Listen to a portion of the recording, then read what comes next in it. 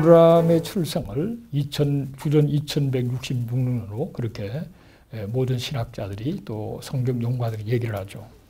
그런데 창세기 5장 그 족보, 또 창세기 11장에 나오는 셈의 족보 다 종합해 보면은 아담이 타락한 그 연대가 주전 4114년이라는 계산이 나옵니다.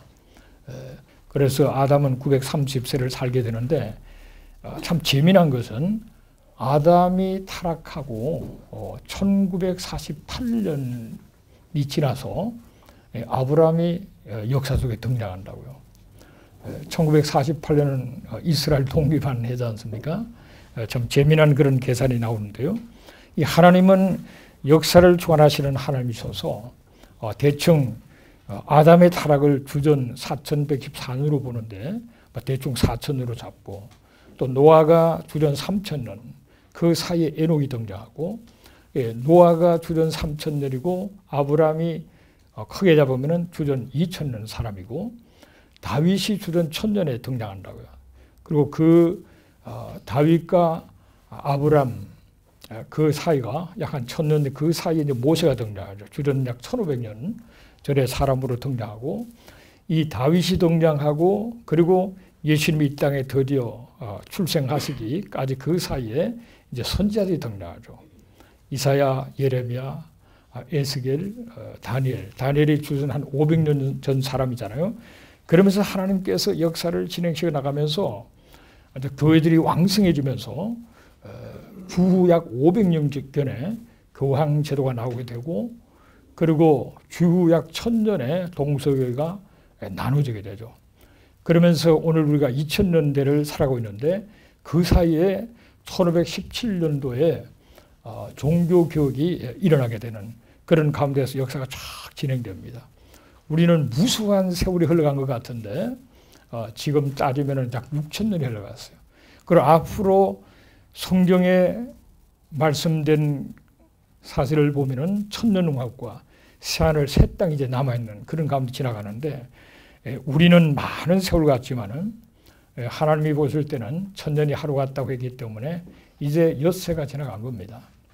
그런데 하나님께서 앞으로 우리를 위해서 예비해 놓은 세계는 우리의 상상과 생각을 초월하는 놀라운 세계를 하나님께서는 예비해 놓으신 줄로 믿습니다.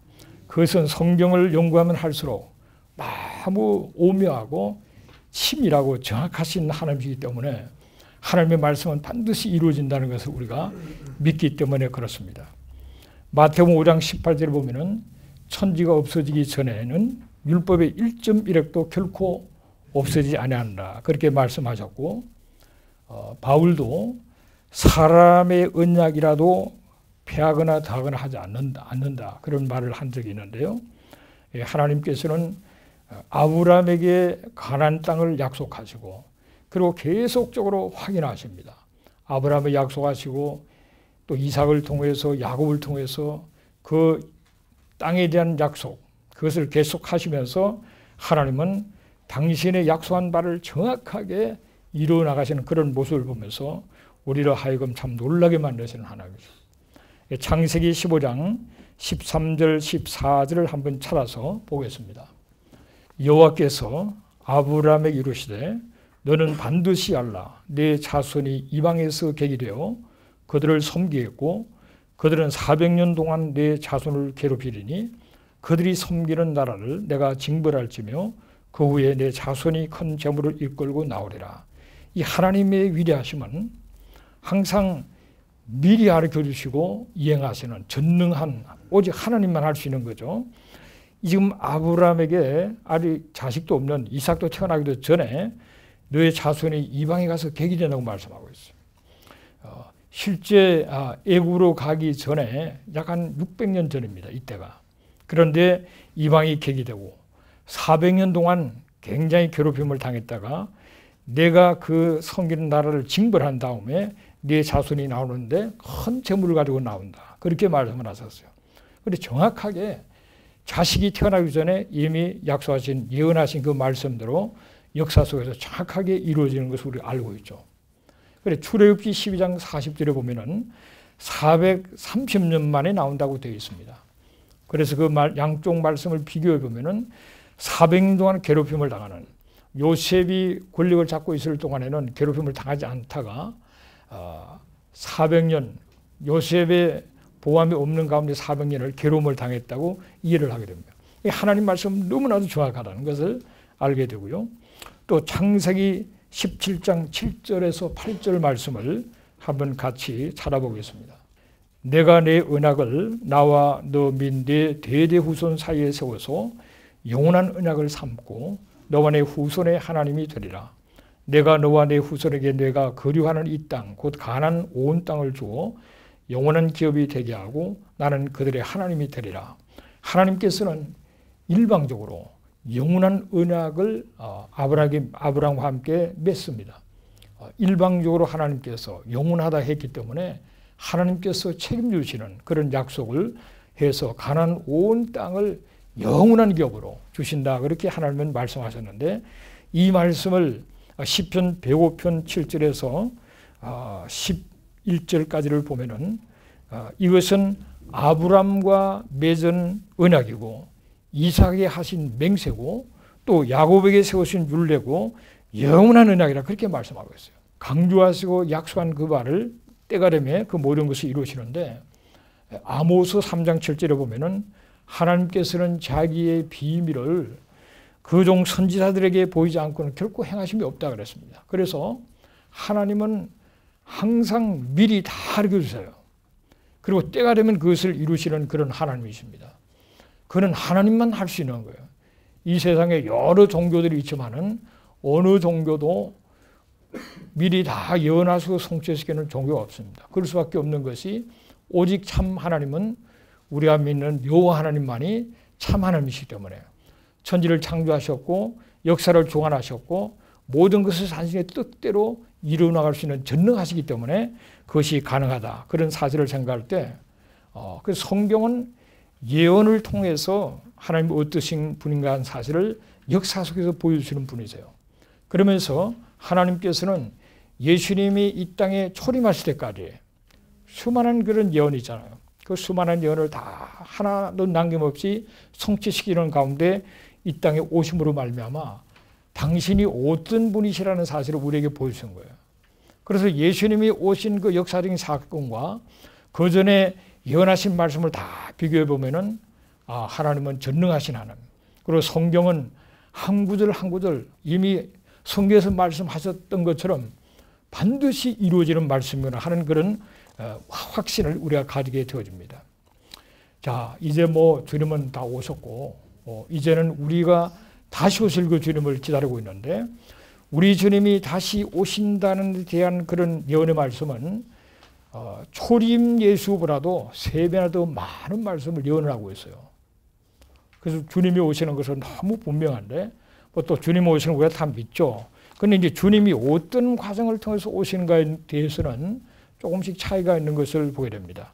조금 강조점을 두는 사람도 있고 성경을 뛰어넘어서 무조건 오신다는 걸로 끝난 그런 분도 있고 그런 과정 하나하나를 하나님은 이미 다 말씀해 놓으셨는데 그런 과정도 소중히 여기면서 오시는 주님이 어떻게 오셔서 뭘 하시는가를 알면 할수록 우리의 믿음은 또 분명한 믿음 위에 서게 되리라고 봅니다. 그런데 예수님께서 오신다는 얘기를 약 한 1500구절 이상을 다시 오심에 대해서 말씀하셨는데 그 오시는 그 과정, 이 과정과 그 때에 대해서 정확한 때는 알 수가 없다고 했지만은 어떤 과정을 통해서 어떤 모습으로 어떤 때에 오시는가 하는 사실을 우리가 알아볼 수가 있겠는데요. 예레미야 16장 14절에서 15절 말씀을 보면은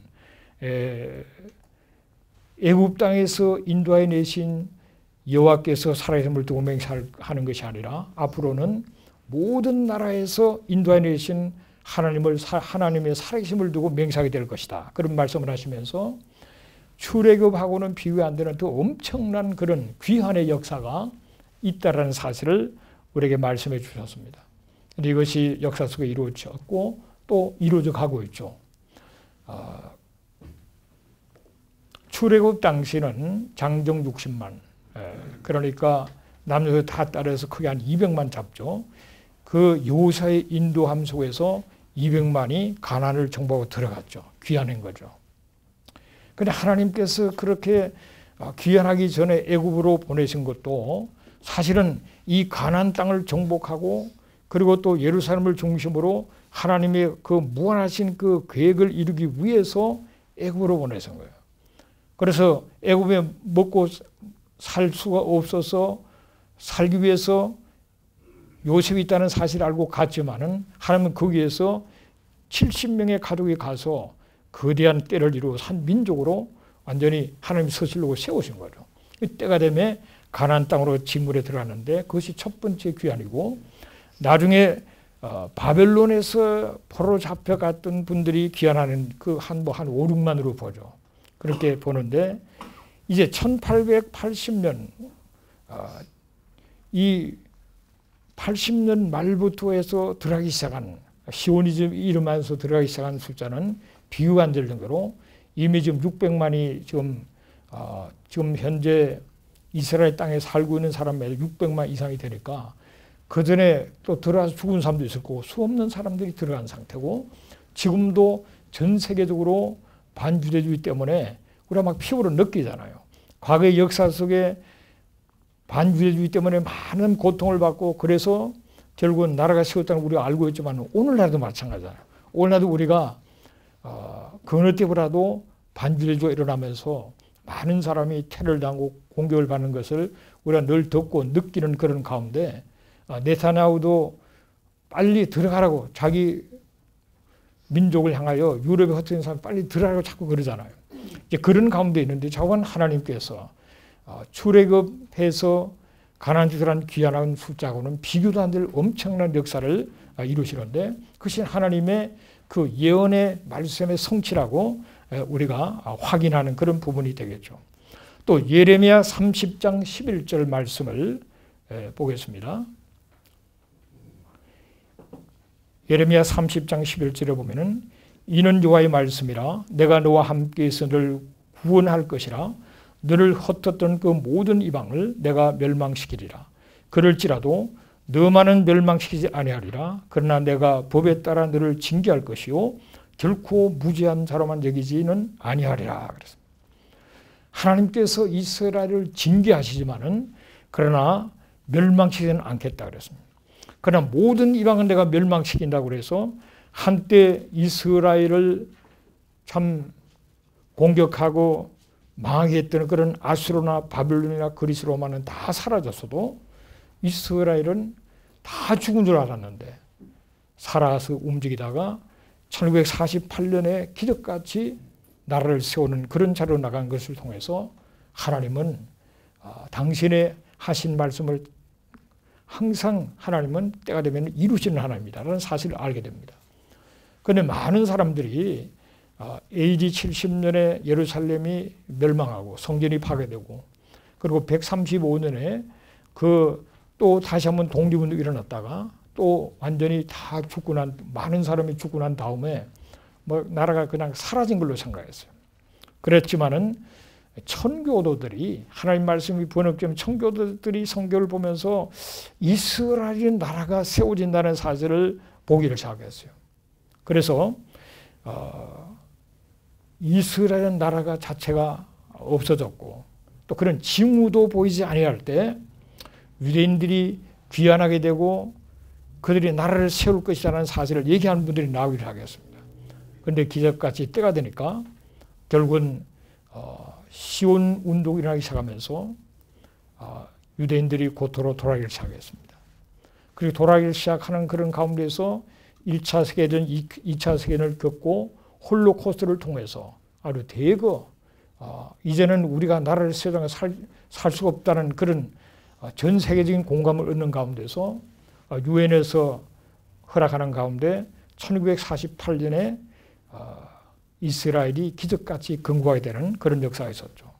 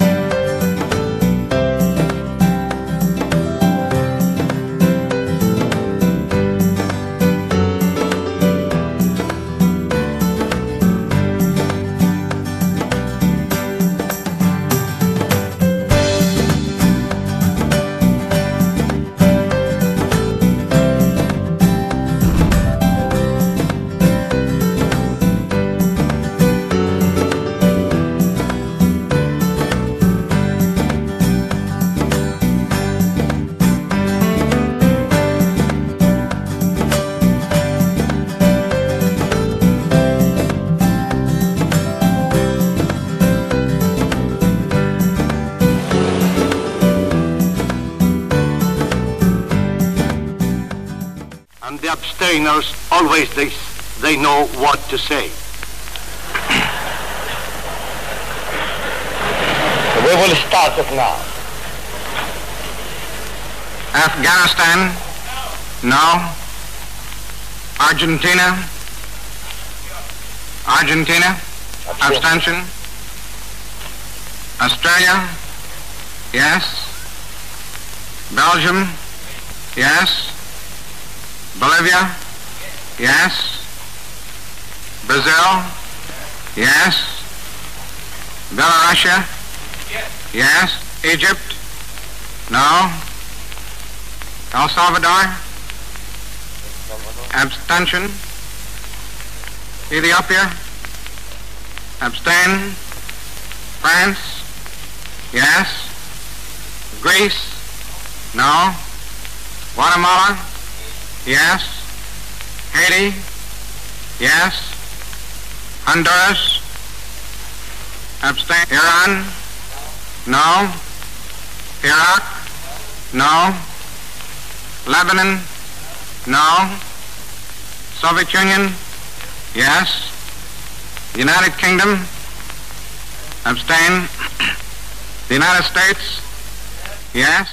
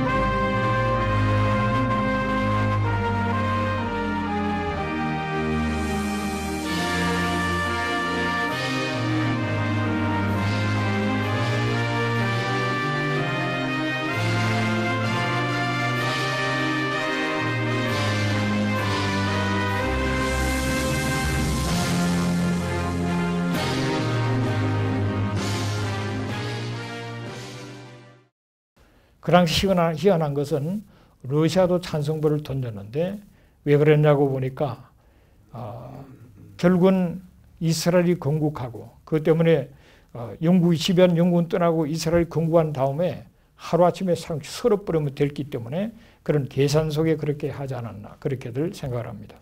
자건 하나님께서 다 죽은 줄 알았는데 약속한 말씀대로 이스라엘은 결코 죽지 않고 그 엄청난 징계 속에서 결국은 다시 하나님의 보존하심이 있었고 다시 건국하게 되는 그런 기적을 보여준 것을 보게 됩니다.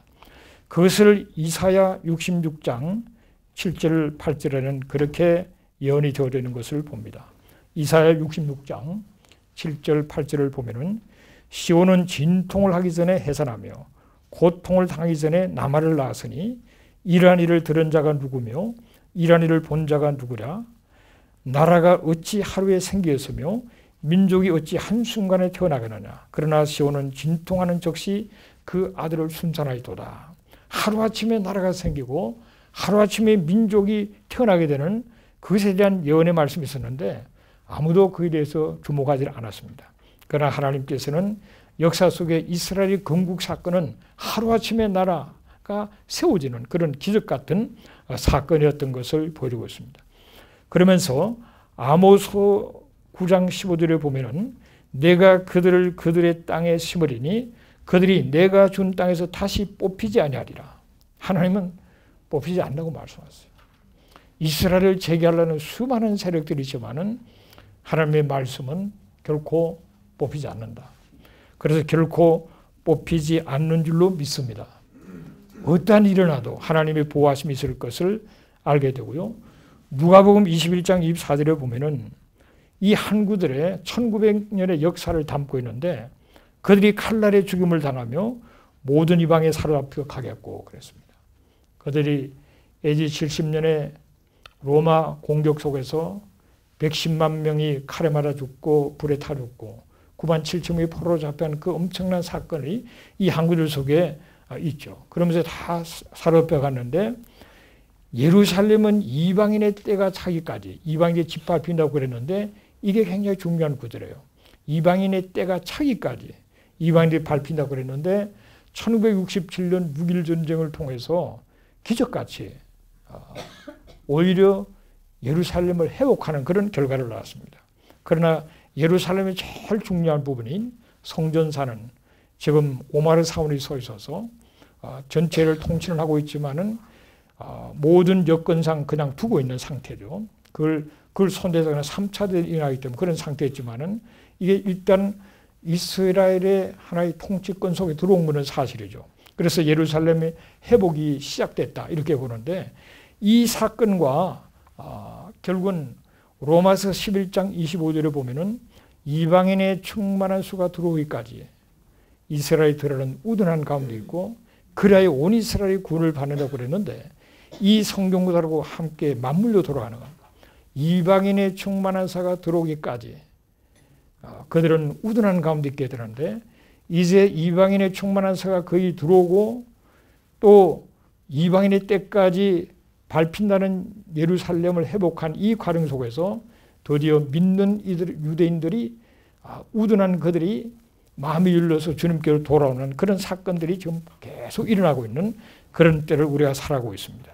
그것은 결국은 에스겔 36장 24절 이하에 보면은 하나님께서 그들을 모아서 고국 땅에 들어간 다음에 새 마음을 그들에게 주고 또 하나님의 영을 그 속에 둠으로 말미암아 그들이 하나님을 섬기게 되는 그런 자리로 나간다는 사실을 예언하고 있는데 그처럼 일단 육적인 회복이 있고 그 다음에는 영적인 회복이 있는 겁니다. 그래서 그들이 귀한 사건에서 많이 돌아가서 그게 돌아간 다음에 영적으로 눈이 떠져서 예수를 바로 메시아로 인정하는 사람들이 늘어나기 시작하는데 지금 메시아니 주들이 이스라엘 땅에 한 2만 명이 있다고 그렇게들 얘기를 하죠. 2만 명 우리는 워낙 교인 숫자가 많다 보니까 2만 명은 아주 아무것도 아닌 걸로 생각하지만은 유대인들 한 명은 너무 선교 사명 파송할 정도로 유대인 한 명이 믿기 어렵습니다. 그래서 2만 명은 대단한 건데 그것은 바로 이렇게 육적인 회복과 그 다음에 영적인 회복을 통해서 이 땅에 이스라엘이 세워진 후 처음으로 메시아닉 주들은 이곳에서 모처럼 큰 소리로 맘 놓고 주님을 찬양할 수 있게 되었습니다. 그래서 그런가요? 이들의 찬양은 무척이나 뜨거웠습니다. 그리고 목사님의 기도가 이어졌습니다. אם אין אחדות בגוף המשיח, אנחנו הראשונים שצריכים לשאת באחריות הדור. אנחנו נכשלנו. כאן שיש קנאה בתוך ליבנו, אחד מול השני, אדוני אלוהים, סלח לנו אדוני, שאנחנו לא חילקנו זה עם זה את הברכות, את המתנות. סלח לנו שנעשינו עצמאיים, כל אחד לחדנו. ולא הכרנו בגוף המשיח, ולא היינו מוכנים לשתף ולחלק אחד עם השני את הברכות ואת הכבוד שלך, אדוני. סלח לנו שלקחנו לעצמנו כבוד, ואנחנו היום אדון מבקש שאתה תתקן. אנחנו היום אדון מבקש שאתה תעזור לנו להתוודע על המציאות ועל האמת, אדוני אלוהים. 이제야 한자리에 모여 기도하게 된 자신들의 잘못을 회개하는 목사님들의 처절한 회개 기도가 이곳 기럇 여야림의 숲속을 메아리쳤고 곧이어서 335 짝을 진 성도들이 기도를 이어갔습니다. 하나님, 예루살렘을 구원해 주세요. 예수님을 믿는 우리를 보호해 주세요.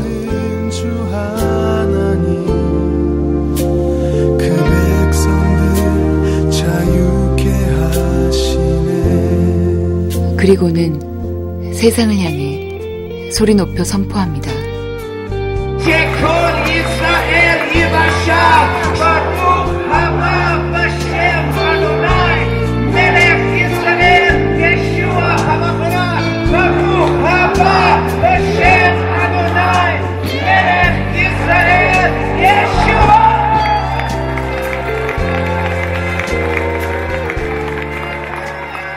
마태복음 23장 39절 찬송하리로다 주의 이름으로 오시는 이여 할 때까지 너희들이 나를 보지 못한다. 한마디로 찬송하리로다 주의 이름으로 오시는 이여 할 때 주님이 다시 오신다는 거죠. 찬송하리로다 주의 이름으로 오시는 이여, 바로 당신이 바로 하나님이시고 당신이 바로 메시아라는 사실을 고백할 때, 당신이 바로 주라는 사실을 고백하는 그 숫자가 찰 때 주님이 오신다. 그렇게 이해를 할 수가 있게 되죠. 그래 지금 믿는 유대인들의 숫자가 계속 늘어나는 가운데서 하나님은 놀라운 일들을 이루시는 그런 가운데 있는 것을 보게 됩니다. 그런데 에스겔서 38장에 보면은 이스라엘이 편하게 거할 때 소련을 위해서 이란이나 에티오피아, 수단, 리비아, 터키, 아프간에서 이런 연합군이 예루살렘을 공격한다고 되어 있어요. 그 처참한 나라들이 모여서 공격을 해서 처참한 상황에 놓이게 되는데, 그럴 때에 스가랴 14장 4절에 보면은 주님이 그날에 그의 발이 예루살렘 앞 곧 동편 감람산 위에 서신다 그랬어요. 그 주님이 예루살렘을 방하기 위해서 주님이 등장하신다. 그런데 많은 사람들이 이 성경구절 별로 주목을 하지 않습니다. 스가랴서 9장 9절에 낙이 타고 입성한다는 사실은 모두가 인정하고 인정하는데, 똑같은 스가랴서에서 예수님이 감람산에 서신다는 사실은 인정하는 사람도 인정하는 사람이 있어요. 성경은 그대로 다 우리가 받아야 될 줄로 믿습니다.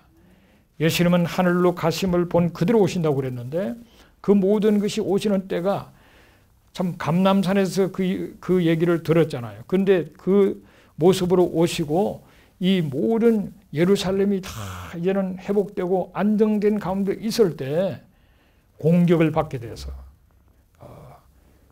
도무지 감당할 수 없는 이 위기 속에서 주님이 등장하신다. 그렇게 성경은 기록을 하고 있습니다. 그날은 주님이 오시는 날이고 또 우리에게는 큰 축복의 날이 될 거예요. 근데 계시록 11장 15절 보면은 세상 나라가 그리스도의 나라가 되고 그가 세세토록 왕노로 타신다 되어 있어요. 그 결국은 주님이 오시는 것은 왕노로 타기 위해서 오시는 겁니다. 그 이스라엘, 그 예루살렘이 수많은 적들의 공격 속에 완전히 끝장이 날 그 시간에 주님은 오시는데, 오셔서 그 모든 것을 제압하시고 주님이 통치하신 그 나라가 우리에게 주어진다는 사실을 바라볼 때 그날을 사모하게 되는 것입니다. 계시록 20장에 보면은 1절에서 제가 이 성경 구절을 한번 읽어봐야겠습니다. 1절에서 6절까지. 또 내가 보매 천사가 무저갱의 열쇠와 큰 쇠사슬을 그의 손에 가지고 하늘로부터 내려와서 용을 잡으니 곧 옛뱀이요 마귀요 사탄이라 잡아서 1000년 동안 결박하여 무저갱에게 던져놓아 잠그고 그 위에 임봉하여 1000년이 차도록 다시는 만국을 미혹하지 못하게 하였는데 그 후에는 반드시 잠깐 놓으리라. 또 내가 보라들을 보니 거기에 앉은 자들이 있어 심판하는 권세를 받았더라. 또 내가 보니 예수를 정함과 하나님의 말씀 때문에 목배임을 당한 자들의 영혼들과 또 짐승과 그의 우상에게 경배하지 아니하고 그들의 이마와 손에 그의 표를 받지 아니한 자들이 살아서 그리스도와 더불어 1000년 동안 왕노릇하니 그 나머지 죽은 자들은 그 1000년이 차이까지 살지 못하더라. 이는 첫째 부활이라. 이 첫째 부활에 참여하는 자들은 복이 있고 거룩하도다.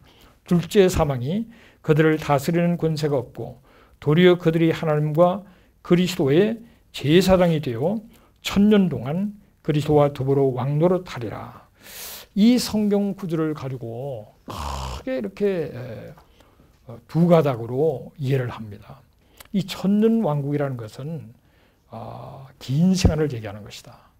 이제 그렇게 보는 분들이 많이 또 있죠. 어거스틴이 그 주장을 한 건데, 그것이 계속 캐톨릭을 통해서 종교개혁자들도 많은 분들이 그거를 억셉을 했어요. 그래서 이 1000년은 이미 예수님의 십자가에 죽으시고 다시 부활하심으로 이미 사탄, 뱀을 승리하신 그때부터 교회를 통해서 이 땅을 통치하시는데 그것이 바로 천년왕국이다. 그렇게 많이들 생각한다고요. 그런데 저는 그것이 어그리가 되질 않더라고요. 그러면은 그렇게 통치한다 그러면 지금 사탄이가 무정에게 들어가 있다는 얘기예요. 아니 무정에게 사탄이가 들어갔는데 왜 이렇게 세상이 힘듭니까? 수많은 미혹하는 세력과 적들의 공격이 있는데 무정에 들어가 있다는 게 말이 이해가 되질 않아요. 그리고 이제 주님이 오실 때 마태복음 24장 보면 수많은 재난과 환난과 미혹과 이 거리 선자와 수많은 악의 영들이 역사하는데 사탄이가 무정에게 들어가 있는데 왜 그런 일이 일어나겠습니까? 그것이 이해가 되지를 않고 이 성경 구절을 보면은 천년이라는 단어가 계속 나와요. 천년 동안 천년이 차도록 천년 동안 천년이 차기까지 천년 동안 계속 나옵니다. 그 천년이면 천년이지. 물론 성경에는 상징적으로 사용하는 것도 있고 비유로 사용하는 것도 있지만은 여기는 그냥 사실적인 표현이잖아요. 천년은 천년으로 받는 것이 훨씬 더 바른 해석이다 그렇게 생각을 하고요. 결코 사탄이가 지금 무정에 가 있다고 생각되지 않고 그렇다면은 하나님의 통치라는 것은 어떤 이런 자연적인 세계를 초월한 초자연적인 어떤 영적인 상태의 통치만을 얘기한다고 보게 되는데 그것은 굉장히 잘못됐구나 그런 생각을 하게 되고요. 이사야 2장을 가보겠습니다. 이사야. 이 부분도 굉장히 중요한 부분인데요. 이사야 2장 2절의 4절을 보면은 말일에 여호와의 전의 산이 모든 산 꼭대기에 굳게 설 것이요 모든 작은 산 위에 뛰어나르니 만방이 그리로 모여들 것이라. 많은 백성이 가며 이르기를 오라 우리가 여호와의 산에 오르며 야곱의 하나님의 전에 이르자. 그가 그의 길을 우리에게 가르치실 것이라. 우리가 그 길로 행하리라 하리니 이는 율법이 시온에서 나올 것이요 여호와의 말씀이 예루살렘에서도 나올 것입니다. 이것을 여기서 나오는 이 예루살렘 그는 교회다. 여호와의 산 그는 교회다. 야곱의 하나님의 전 그거 다 교회다. 이스라엘은 이미 그들은 메시아를 거부하기 전에 끝났고 그 이스라엘이 받는 축복은 우리에게 주어졌고 이 모든 것은 교회를 말하는 것이다. 그래서 말일의 교회를 중심으로 전 세계에 하나님의 복음이 전거되면서 정치, 경제, 사회, 교육, 문화 모든 영역에 영향을 미치는 그런 때를 얘기하는 거다. 이렇게 이제 생각을 했었어요. 그런데 그거는 내 생각이었던 것 같아요. 그렇게 생각하고 그렇게 배워왔는데 사실 저 자신이 이스라엘에 대해서 관심이 별로 없었어요. 뭐 이스라엘이라고 뭐 별거 있냐? 이스라엘도 우리가 전도 하나의 대상, 미전도 종교 하나 정도 되는 거지 뭘 이스라엘 사람도 예수님의 구원을 받아야 되지만은 뭐 특별한 뭐가 있냐? 열심히 복음이나 전하자 이렇게만 생각을 했는데 그런데 신앙생활을 하고 또 성경을 읽는 가운데서 또 여러분들이 이렇게 또 기도하는 그런 가운데서 아 그게 아니구나. 이스라엘은 이스라엘이고 교회는 교회구나.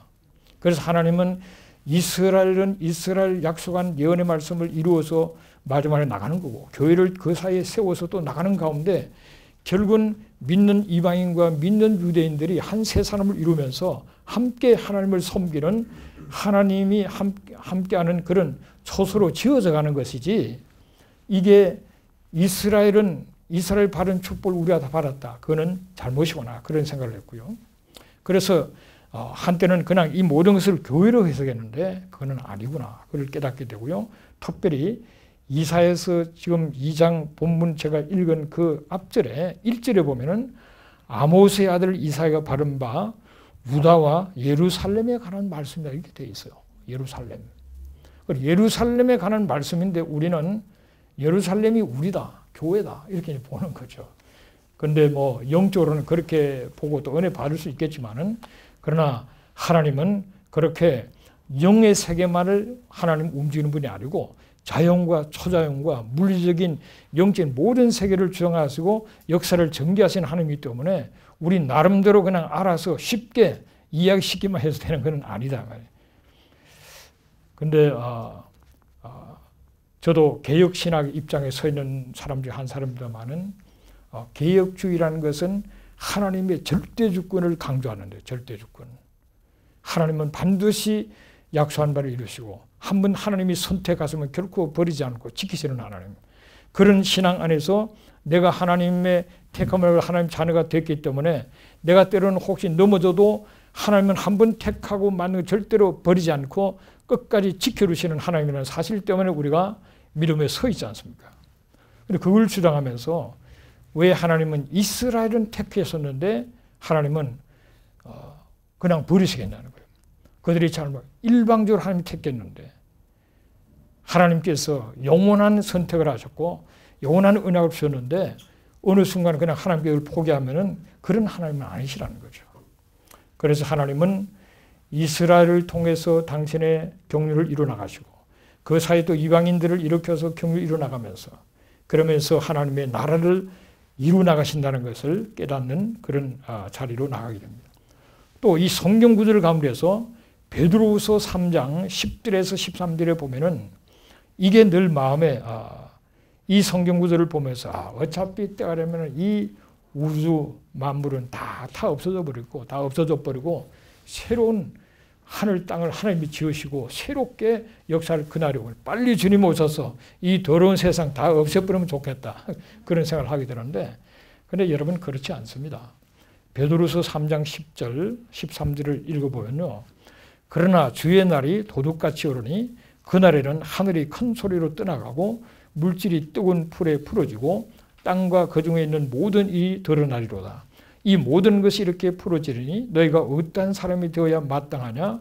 그러한 행실과 경건함으로 하나님의 날이 임하기를 바라보고 간절히 사모하라. 그날에 하늘이 불에 타서 풀어지고 물질이 뜨거운 불에 녹아지려니와 우리는 그 약속대로 의가 있는 곳인 새하늘 새 땅을 바라본다 그랬습니다. 이 신학에서 지금 새하늘 새 땅 새로움이라는 것은 시간적으로나 기원적으로 새로워진 게 아닙니다. 그거는 네오스라는 단어를 쓰는데 여기서는 카이노스라는 단어를 써요. 이 카이노스라는 것은 속성과 성질이 새로워지는 거예요. 그러니까 새하늘 새 땅이 불에 타고 뭐 녹아져도 없어지는 것이 아니라 새로워진다 말이에요. 새로워. 속성이. 원래는 그대로 있는 겁니다. 잘못된 그런 것들이 하늘도 지금 우주도 굉장히 오물들이 많잖아요. 그런 거 다 없애버리지. 우주 자체가 완전히 바뀌는 게 아니라 말이에요. 땅도 하나님께서 다 더럽고 추한 것들을 다 제거시켜주고 완전히 새로운 원래 하나님의 의도하신 그런 땅으로 바꾸신다 그 얘기라고. 그래서 하늘이나 땅이나 다시 새로워지지만은 없어지는 것이 아니라 연속성을 가지고 그러면서 갱신된 그런 세계가 우리에게 주어진다는 거죠. 그런 차원에서 이 세계를 보면은 다르게 보이는 겁니다. 우리가 살고 있는 이 땅도 너무 소중한 거예요. 이게 오늘 없어 끝나는 게 아니고 새로워진다는 말이죠. 땅은 다시 새로워서 영원히 우리가 함께하는 그런 자리로 나가게 되는 겁니다. 계시록 21장 1절 2절을 보면은 또 내가 새 하늘과 새 땅을 보니 처음 하늘과 처음 땅이 없어졌고 바다도 다시 있지 않더라. 또 내가 보매 거룩한 성 새 예루살렘이 하나님께로부터 하늘에서 내려오니 그 준비한 것이 신부가 남편을 위하여 단장한 것 같더라 그랬습니다. 그러니까 새 하늘 새 땅 그리고 새 예루살렘이 내려온다는 거예요. 에베소서 1장 10절에 보면은 하늘에 있는 것이나 땅에 있는 것이 다 그리스도 안에 통일되게 한다 그랬습니다. 하나님께서 새 예루살렘을 참으로 내려오게 한 다음에 하나님께서는 참으로 완전히 새 하늘 새 땅 새 예루살렘 속에서 놀라운 삶을 살도록 하시는데 그곳에는 성전이 없다 그랬어요. 계시록 21장 20절에 보면은 성 안에서 내가 성전을 보지 못하였으니 이는 주 하나님 곧 전능하신 이와 어린 양이 바로 성전이라 그랬어요. 성전이 없어요. 바로 하나님과 그냥 함께하는 바로 그런 곳이기 때문에 그것이 필요 없는데 그리고 계시록 22장 5절에 보면은 다시 밤이 없겠고 등불과 햇빛이 쓸데없으니 이는 주 하나님이 그들에게 빛이십니다. 그들이 세세토록 왕노릇하리로다. 그렇게 말씀했습니다. 우리 주님이 오셔 통치하는 그 나라에 우리가 신앙생활을 바로 한 그 모든 사람들이 함께 왕노릇하는 자리에 나간다는 것을 기억해야 합니다. 그래서 참으로 앞으로 우리가 상상하는 세계는 너무너무 놀라운 그런 세계가 우리에게 주어져 있다는 것을 기억하고요. 결국은 성경을 볼 때 에덴을 회복하는 과정으로 봐야 이게 다 들어오게 됩니다. 하나님께서 창세기 1장 2장에서 에덴을 우주 만물을 주시고 에덴 동산을 창설하시고 그리고 아담 하브를 그에 두셨는 거기에는 하나님과의 아주 친밀한 교제가 이룰 수가 있었어요. 그리고 하나님의 형상을 따라 지음받은 이 아담이 하나님과 친밀한 교제를 이룰 뿐만 아니라 하나님께서 정복하고 다스리라는 그런 특권과 사명을 주셨어요. 이제 그걸 회복하는 거라고요.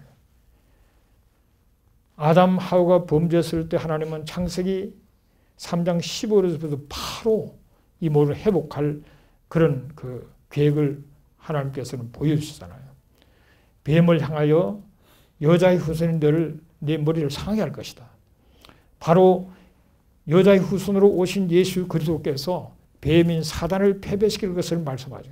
그러나 그 패배시만 끝나는 것이 아니라 과정을 거쳐서 원래 의도하신 창세기 1장, 2장에서 의도하신 그 에덴 하나님의 나라를 회복시키는 그런 과정이 있다는 사실을 기억해야 되고요. 그래서 이제 때가 되면 새하늘 새 땅에서 그곳에서 어린 양과 하나님과 함께하는 그야말로 친밀한 교제가 이루어지는 그 때가 오게 될 뿐만 아니라 하나님의 형상을 회복한 그리스도의 신부로서 그렇게 놀라운 모습으로 서 있을 뿐만 아니라 그들이 함께 왕노릇한다 그랬어요.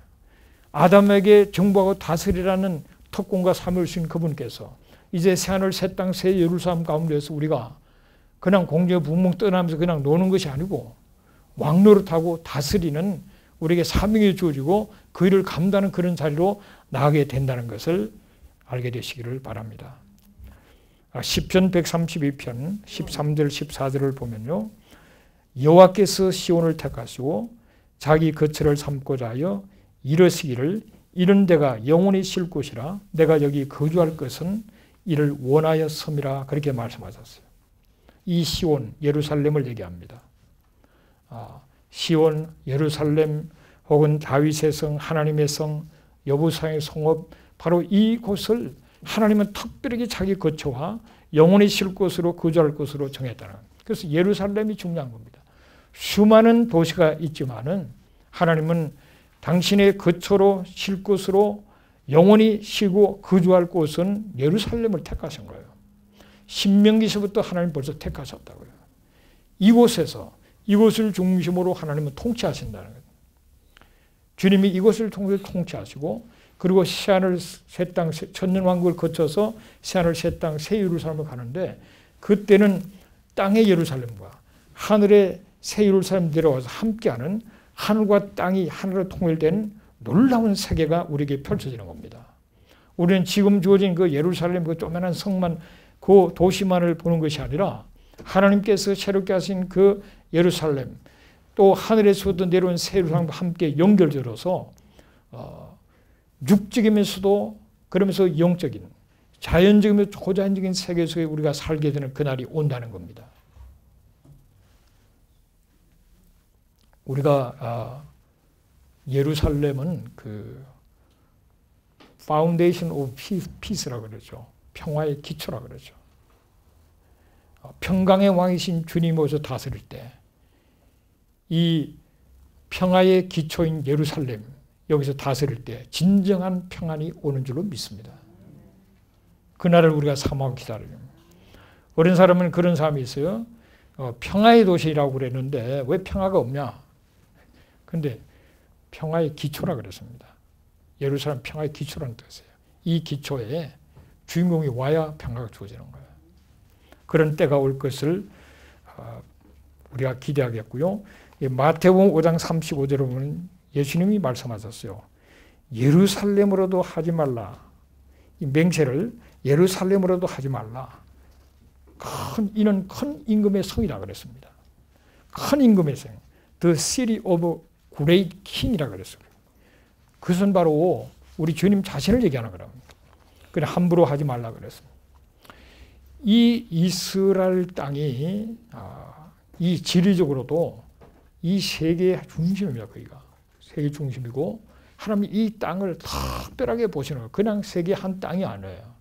이 땅, 이 남쪽으로 동쪽으로는 사막이 있고 서쪽으로는 바다가 있고 북쪽으로는 산들로 아주 굉장히 중심에 있으면서 또 이렇게 고립된 것 같은 그래서 그 주위에 수많은 열강들이 있는 그런 역사 속에서 특이한 장소, 이 장소를 하나님이 택하셨고 이 장소를 중심으로 해서 구원의 역사와 앞으로 모든 것을 통치하게 된다는 것을 우리가 알아야 됩니다.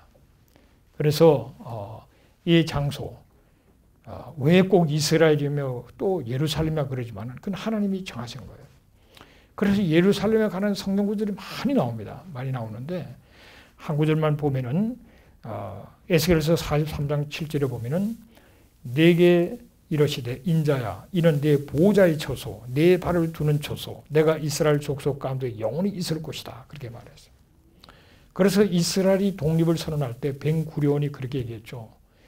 이스라엘과 전 세계 유대교의 수도일 뿐만 아니라 온 세상의 영적인 수도가 되기를 원한다. 그런 선언문이 나오죠. 이 예루살렘은 놀라운 그런 곳이고 이스라엘은 하나님의 특별한 그런 가운데서 우리 모두에게 큰 축복을 주기 위한 그런 곳으로 하나님이 정하신 거예요. 어떤 사람은 그럽니다. 이스라엘만 하나님의 택함을 받았고 이스라엘이 건국되고 앞으로 다윗의 보좌에 예수님으로서 안고 통치할 때 그럼 이스라엘만 최고나 그러는데 여러분 그렇지 않습니다. 이스라엘은 택한 백성뿐만 아니라 우리는 참 이스라엘 덕분에 우리가 축복을 받은 거예요. 복음도 받았고 말씀도 받았고 그런 가운데 우리의 축복은 뭡니까? 우리는 잘 믿는 자는 왕노릇 한다는 거예요. 왕노릇. 성경에 왕노릇 한다는 얘기가 여러 번 나온다. 왕노릇 하는 그런 놀라운 축복이 있는 것이라는 것을 기억하면서요. 이 모든 성경의 내용의 주제는 결국은 창세기 1장 2장에서 시작해서 계시록 21장 22장으로 끝난다는 걸 그걸 우리가 기억해야 됩니다.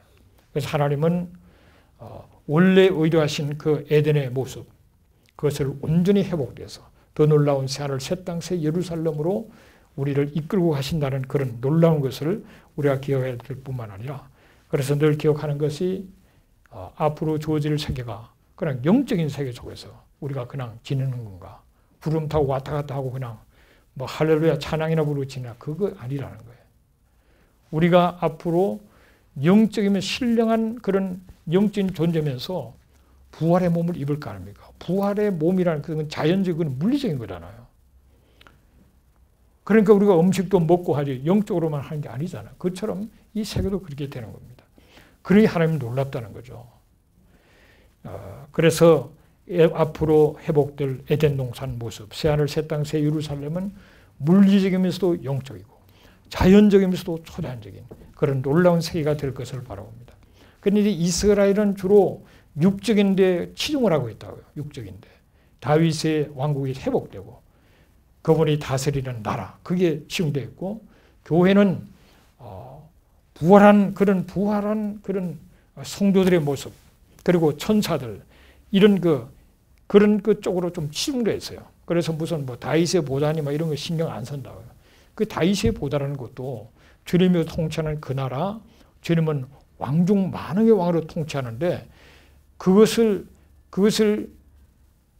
히브리 사고로 볼 때는 다윗의 왕국이 다시 서는 걸로 보는 거고 우리는 주님이 통치하시는 새하늘 새 땅 새 예루살렘 영원한 하나님의 나라 그분이 직접 통치하시는 다스리는 모든 것을 통치하시는 만왕의 왕의 다스림을 우리는 보는 거란 말이에요. 그래서 우리는 예수님을 생각할 때 히브리 사람들은 다윗의 자손에 관심을 두고 있고 우리는 하나님의 아들 교회의 머리에 대한 관심입니다. 그러나 이 모든 것을 포함하는 앞으로 주어지는 그 세계는 에덴 동산처럼 자연적이면서도 초자연적이고 물리적이면서도 영적인 그런 완벽한 세계가 우리에게 주어진다는 사실을 소망하면서 승리하시기를 주의 이름으로